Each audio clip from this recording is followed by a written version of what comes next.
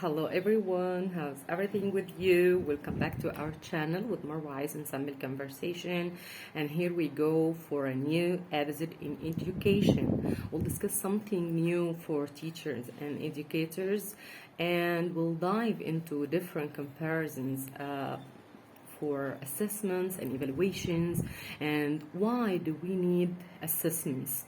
Why teachers need to assess their students? There are two reasons for using assessments. Let's go for the first reason. That's for teachers. They can give themselves a new chance to use new teaching strategies. Teachers usually use assessments to assess their work, first of all, to see do they achieve their goals and their outcomes in the lesson or not, and to see also the level of progress for the students and their performance, and do the students get the outcomes and they understand the lesson or not.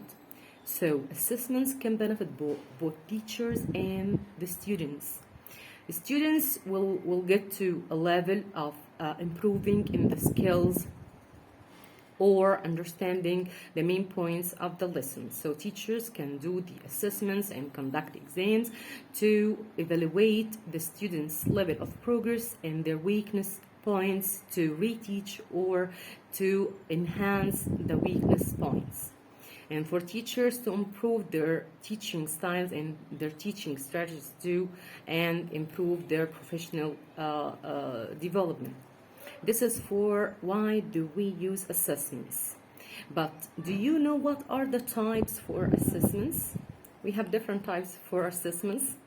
I usually use the diagnostic test at the beginning of the school year to get to know my students and their background of the language, and what are the points of weakness and what are the defects in their skills and so on. So the three types of assessments, first of all, we can say in general that diagnostic test is the first one, also in the formative assessments and the summative assessments when we use the material or the lessons in general. We can compress all the skills together and evaluate by the end of the year. This is in the summative assessments. But we will switch to another type of assessments, which is the purpose of this video, that we have two main types of assessments we should know, and we have to differentiate between both of them. We have the internal assessments and the external assessments. We'll discuss the internal assessments versus the external assessments, and usually teachers can use both, even for themselves or with their students. For the internal assessments, also we can call the local assessments or standardized assessments. So we can use the synonyms for the local assessments as internal assessments, and the standardized assessment, it's authorized, and standardized, that means that it's external assessment. We can take the test or the exam abroad or outside your country. So what's the internal assessment and what's the external assessment? Here we go. For the internal assessment, usually used inside the classroom and inside the school, the regional school or the local school, in your school, and under the supervision of your coordinator or your HOD. So you put your exam according to the level and the quality of your students and the quality of your curriculum, and according to the criteria of the country or the city or the school administration. So you go through different elements to make your exams or your tests to to be reasonable to the students and their levels, and also to match the needs of your students, and to meet the objectives of the curriculum of the school.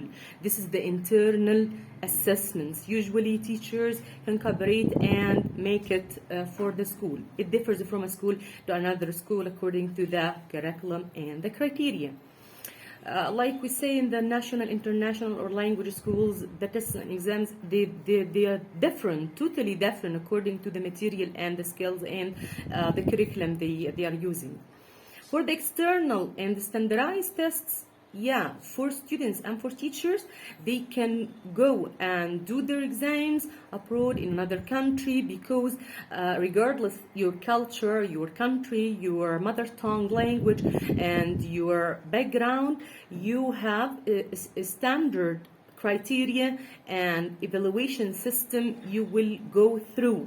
Like the TOEFL and IELTS exams, they are standardized and external exams, because you can go outside your country, you can travel another country, but the criteria, they are authorized and standardized internationally and globally. You will go through an international or global system to evaluate your language or your background or your field that you are going to use these external exams.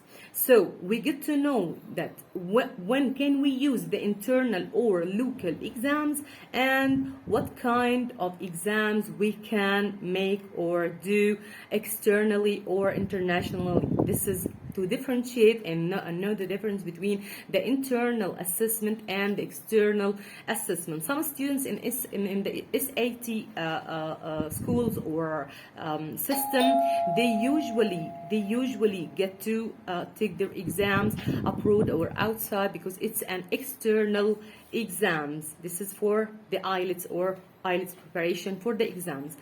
Thank you for following, and thank you for joining us today. Hope to see you. Bye. Bye-bye.